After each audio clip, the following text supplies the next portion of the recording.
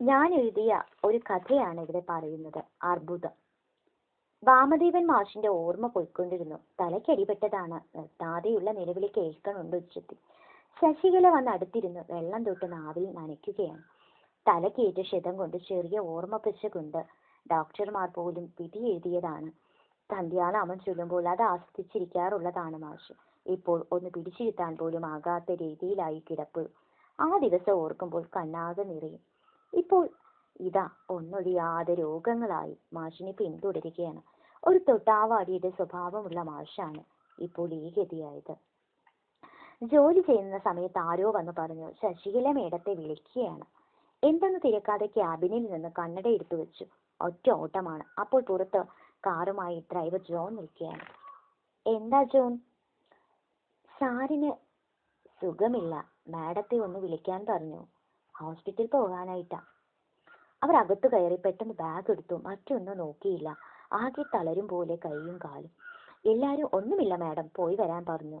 അവരുടെ അനുവാദത്തോടുകൂടി പുറത്തേക്ക് ഇറങ്ങി. ആകെ ഒരു മകൾ. അവൾ വിവാഹിതയാണ്. കമ്പ്യൂട്ടർ എഞ്ചിനീയറാണ്. ഭർത്താവും അതേ ജോബാണ്. അവർ പെട്ടെന്ന് ഓടി വരാനാകില്ല. സമയം കിട്ടുമ്പോഴൊക്കെ വരവുണ്ട്. കുറച്ചു നാളായി അവർ വന്നിട്ട് പോയതുമുണ്ട്. പുറത്തു വന്ന മാഡം ജോണിനോട് മാഷ് എവിടെയാ? സാറിന്റെ വണ്ടി ചെറുതായൊന്ന് തട്ടി. എന്ത് വണ്ടിയോ? എവിടെ വെച്ച്? മറ്റു കുഴപ്പമൊന്നുമില്ല എന്ന് പറഞ്ഞ് സമാധാനിപ്പിച്ചു. അവർ പെട്ടെന്ന് മോളോട് പറഞ്ഞില്ലേ എന്ന് ചോദിച്ചു. അത് വേണ്ട, അവൾ വേദനിച്ചാലോ? അവൾ പോയത് തന്നെ കുറച്ചു നാളായിട്ടില്ല. അവർ നേരെ പോയത് സിറ്റി ഹോസ്പിറ്റലിലാണ്. അവിടെ എത്തി വണ്ടി നിർത്തി. പക്ഷെ മാഡം അപ്പോൾ ഈ തളർന്നിരുന്നു. അത്ര ജീവനാണ് രണ്ടാളും. മാഷിന്റെ സുഹൃത്തുക്കൾ പലരും മാഡത്തെ കണ്ടതും ഒന്നുമില്ലടോ എന്ന് ആശ്വസിപ്പിക്കുന്നുണ്ട്. എനിക്ക് മാഷിനെ ഒന്ന് കാണാനാകുമോ? പക്ഷെ അപ്പോഴൊന്നും എനിക്കായില്ല. ഐസിയിൽ നിന്ന് മണിക്കൂറുകളായി അവിടെ എത്തിയിട്ട്. ദിവസങ്ങൾ കഴിഞ്ഞു. ദൈവകൃപയാൽ ഡിസ്ചാർജുമായി. പക്ഷെ ഒരു മോളിന്റെ കോൾ വരാൻ വേണ്ടി കാത്തിരുന്നു ഞാനും. പക്ഷേ മോളുടെ കോൾ വന്നപ്പോൾ ഞാൻ ആകെ സങ്കടത്തിലായി. എന്ത് പറയണം അവളോടെന്ന്. എന്നാൽ അച്ഛന് മിണ്ടാട്ടമില്ല എന്ന് പറയാൻ മടിച്ചെങ്കിലും ഞാൻ ഓർത്തു അച്ഛനെ മകളെയും മകൾക്ക് അച്ഛനെയും കാണാൻ ആഗ്രഹം കാണില്ലേ. അങ്ങനെ ഞാൻ പറഞ്ഞു. അപ്പോൾ തന്നെ അവൾക്ക് അച്ഛനെ കാണാൻ വരണമെന്ന വാശിയായി. അവൾ ലീവ് എടുത്ത് ഭർത്താവിനെയും കൂട്ടി വന്നു. കുറച്ചു നാൾ നിന്നു. ആ സന്തോഷം അച്ഛൻ്റെ മുഖത്തും ഉണ്ടായിരുന്നു. ഇപ്പൊ കുറച്ചു ദിവസമായി അവർ പോയ ശേഷം അയൽപക്കക്കാരുടെ സഹായം, അല്ലെങ്കിൽ മോളെ കോൾ വന്നാൽ ഓടി ഫോൺ എടുക്കുക മാഷാണ്. ഇപ്പോൾ അതൊന്നും അറിഞ്ഞില്ല.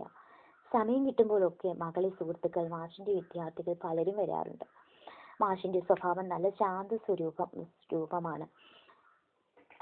ഒന്നിനോടും പരിഭവമോ പരാതിയോ ഇല്ലാത്ത ആളാ. മാഷ് എനിക്ക് ദൈവം തന്ന നിധി തന്നെയാണ്. മോള് വരണമെന്ന് അറിഞ്ഞാൽ അന്നേരം മുതൽ വീട്ടിലെത്തും വരെ വെപ്രാളമാ. എപ്പോഴാ എത്തുക? എന്റെ കുട്ടികൾ എന്ന് എപ്പോൾ വരണമെന്ന് പറഞ്ഞാലും മിണ്ടാതെ കിടന്ന് കണ്ണ് നിറയണ കാണാം. രാത്രിയാകുമ്പോൾ ശാരദ കൂട്ടുവരും. അവളെ മക്കളെല്ലാം ഗൾഫിലാണ്. അപ്പോൾ തനിച്ചാണ് താമസം. പണ്ട് മുതൽക്കേ വാമദേവൻ മാഷിനെ അവർക്ക് വലിയ ഇഷ്ടമാ. കാരണം കുട്ടികളെ പഠിപ്പിക്കാനൊക്കെ സഹായിക്കും. ഇന്നിവരേക്കാൾ അവർ ഉയർന്നു. പണ്ട് മാഷ് പറമ്പിൽ വരുമ്പോൾ കാത്തു നിൽക്കും മാഷിന്റെ കയ്യിൽ നിന്ന് ദാനം വാങ്ങാനായിട്ട്. മാഷ് കിടക്കയിൽ കിടന്നോർത്തു. ഒരു കുട്ടിയെ രക്ഷിക്കാൻ ഓടിയതാണ് തന്റെ സ്ഥിതി ഇത്തരമായത്. അമ്മയുടെ കൈ പിടിച്ചു നിന്ന കുട്ടി പെട്ടെന്ന് റോഡിലേക്ക് ഓടിയതാണ്. അപ്പോൾ എതിരെ വന്നതായിരുന്നു എന്റെ വരവ്.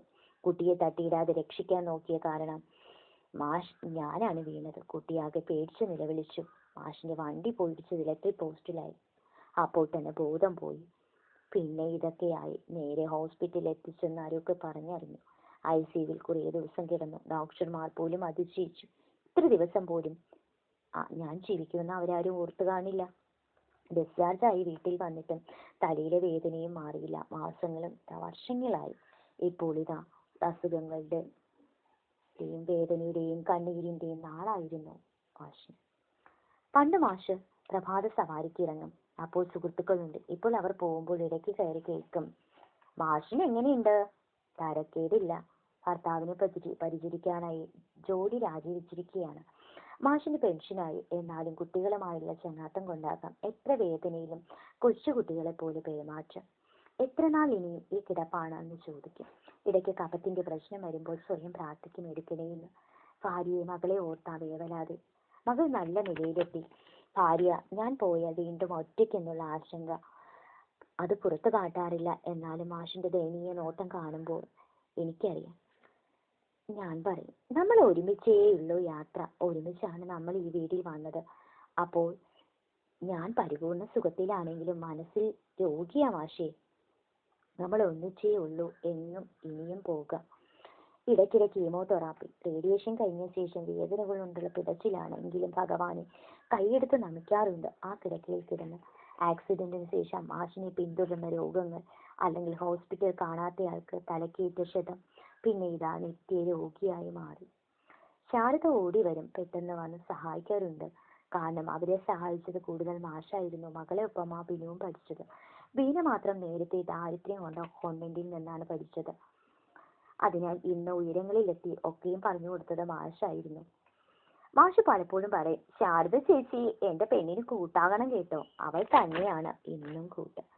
ബിഷപ്പിന്റെ മുന്നിൽ മാത്രം ശാരദ ചേച്ചി മുട്ടുമടക്കില്ല. പ്രായമേറിയപ്പോൾ ഒറ്റയ്ക്കായതുകൊണ്ട് വല്ലപ്പോഴും അവിടെ ആകാരം ഉണ്ടാക്കുക.